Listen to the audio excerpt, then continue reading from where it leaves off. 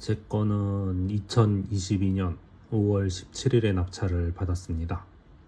일본에서는 노우샤라고 해서 차를 받는 걸 이야기하는데요. 한국에선 여러 의미로 악명이 높은 PCX이지만 일본에서는 상대적으로 다양한 바이크들이 많기 때문에 길에서 가끔 PCX를 만나면 반가울 정도로 그렇게 많이 보이지는 않습니다. 그래도 단일 기종 중에는 언제나 금방 1년치가 품절되는 모델이기는 하죠. 일본에는 매년 4만 대만 판매한다고 하네요. 1000만 바이크의 나라에서 겨우 4만 대만 팔다니 오히려 일본에선 레벨이 더 많이 보일 정도랄까요? 사실 125cc라는 것은 가성비로 사는 사람들이 많기 때문에 굳이 125cc 중에서 비싼 PCX를 사는 사람이 적고요. 비싼 바이크라면 250cc나 그 이상을 선택해도 가격대가 비슷한 데다가 일본에는 면허 따는데도 큰 차이가 없습니다. 심지어는 125cc면 고속도로도 못하니 반쪽짜리라서 도심에서는 가볍게 즐기는 사람이 아닌 이상 250cc 이상을 고르게 되죠. 그러다 보니 일본에선 PCX라는 고급형 125cc라는 입지가 상당히 좋지는 않습니다. 그래서 일본에선 굳이 150cc나 160cc PCX가 있는 것이고요. 연비도 좋고 고속도로도 탈 수 있는 편리한 스쿠터라는 느낌이죠. 아무튼 저 역시 도심 위주로 타면서 2024년 2월까진 전혀 문제없이 탔다가 2월에 사고가 한번 나긴 했습니다. 상대차가 앞도 보지 않고 들이밀었기 때문에 제과실은 없었지만 그래도 사고는 사고죠. 이렇게 사고도 나보고 하면서 2년 넘게 2만 킬로를 일본에서 몰아보고 난 소감을 이야기해 볼까 합니다. 가장 큰 건 우선 안전했다. 차들이 위협하는 경우는 거의 없어요. 자전거 주차장에 바이크를 넣어도 되는 경우도 굉장히 많고요. 조금만 외곽만 나가도 주차비를 안 받는 데가 많습니다. 시내라도 주차비가 차량의 6분의 1 정도이죠. 연비가 굉장히 좋습니다. 2만 킬로 타는 타이밍에 전체 연비 리터당 40km, 가방 3개 달고 대부분 뒤에 사람이 타 있었는데도 아마 과속이나 급가속, 급정지를 안 해서 그런 것 같습니다. 유지비로 따지면 주유비가 월 2,000엔, 주차비 월 13,000엔.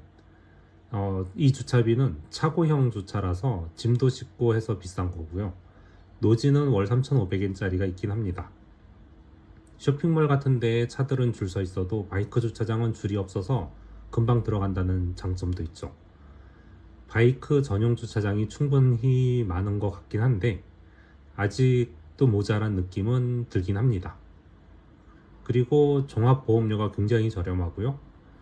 도쿄는 영하로 떨어지는 날이 1년에 한 이틀 있을까 싶기 때문에 바이크를 몰기에는 굉장히 날씨가 좋은 것 같습니다. 갓길 주행은 합법적이라 갓길로 가면 차가 막혀도 충분히 빨리 갈 수 있고요. 이런 많은 것들이 다음에 탈 것을 사도 차보다는 고속도로로 갈 수 있게 포르자 정도로 올리는 정도로 바이크를 사지 않을까 하네요. 한국에서 운전을 했을 때가 2003년경이 마지막이었고 그 이후에서 가끔 한국에서 운전을 한 적은 있지만 몇 년 만에 한국에 가서 한두 번 정도였고요. 그러니 제가 아는 한국 도로 사정은 2003년까지의 경험과 한블리에서 나오는 사건 사고 정도가 전부입니다. 지금은 한국에서 바이크를 모는 분들의 영상을 보다 보면 많이 좋아지긴 한 것 같아요. 그래도 운전대만 잡으면 돌변하는 사람들이 아직도 많기 때문에 아직도 한국에서는 바이크는 몰 수 없을 것 같네요. 일본에서 몰아서 가장 좋았던 점은 역시 차들이 덤비지 않는다 인 거죠. 평소에도 세게 밟는 사람 찾아보기 어렵고요. 웬만한 도로는 시속 40km 정도인데다가 그마저도 30km대로 달리는 차들도 굉장히 많습니다. 그래서 오히려 교통체증이 많은 느낌이 드는데요. 한국처럼 한 블럭 가는데 2시간 걸리거나 하는 일은 없습니다. 꼬리물기를 하거나 마구 끼어들거나 하지 않기 때문이죠. 물론 한두 대 정도는 보이는데요. 실제로 제가 가끔 올리는 영상을 보시면 아시겠지만 다른 차선이 텅텅 비었다고 우르르 차선을 바꾸는 경우는 생각보다 찾아보기 어렵습니다. 기껏해야 한 대, 두 대 정도 차선을 바꿔서 좀 더 빨리 가려고 하는 정도죠. 그 덕분에 바이크는 가장자리 차선으로 달리기만 해도 굉장히 빨리 갈 수가 있는 것 같고요. 대부분의 차가 가장자리보다 안쪽 차선을 선호한다는 느낌이 듭니다. 한국에서 운전을 할 때면 제대로 줄 서 있는 내가 바보가 된 기분을 많이 느끼는데요. 실선에서 끼어드는 게 당연하고 양보하면 뒤에서 난리치고 보행자를 주의할 거면 운전하지 말라는 느낌의 압력들도 있고요. 지금은 선을 지키는 차들이 많아졌다는 이야기를 가끔 듣기는 합니다. 얼마 전 한국에서 바이크를 타던 유튜버를 일본에서 길 안내를 해준 적이 있는데요. 때마침 초등학교 앞에서 하교 시간인데 갑자기 트럭이 거의 걸어가듯이 가는 것을 보고 놀라더랍니다. 물론 보도블록에서도 펜스가 있어서 애들이 갑자기 찻길로 뛰어들 리도 없는 상황임에도 불구하고 트럭은 애들이 뛰어들면 언제든 멈출 수 있는 속도로 아주 천천히 갔습니다. 그리고 스쿨존을 벗어나니 갑자기 속도를 올리더라고요. 뭐 그렇다고 해도 시속 40km 정도였긴 했지만요. 한분리를 보면 차들이 충분히 느리게 가지만 아이들이 튀어나와 사고가 나는 경우를 종종 보게 되는데요. 왜 일본에는 이런 게 없을까요? 물론 0이라고 볼 수는 없지만 사고로 이어지지 않는 대부분의 이유는 스쿨존 주변에서 주정차하는 차량은 찾아보기 어렵습니다. 전부 단속되기 때문이죠. 그러니 시야가 뚫려 있고요. 그럼에도 불구하고 아이들이 주변에 있으면 차도임에도 불구하고 어른들이 걸어가는 속도로 느려집니다. 차도에 뛰어든 아이들을 탓하는 것이 아닌 차도에 뛰어들어도 멈출 수 있는 속도로 달리는 게 기본인 거죠.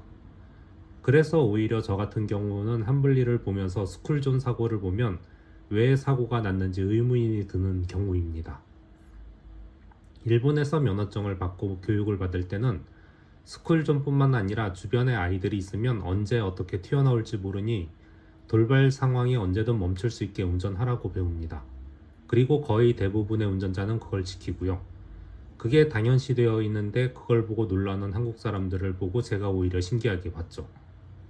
즉 일본에서는 이렇게 합니다 라는 약속이 있으면 그게 법이 아닐지언정 지키려는 사람들이 많습니다. 하지만 한국의 사례를 보면 법에서 잘못한 거라고 하지 않는 한 상대에게 피해가 가도 나는 법대로 했다는 태도를 많이 보죠.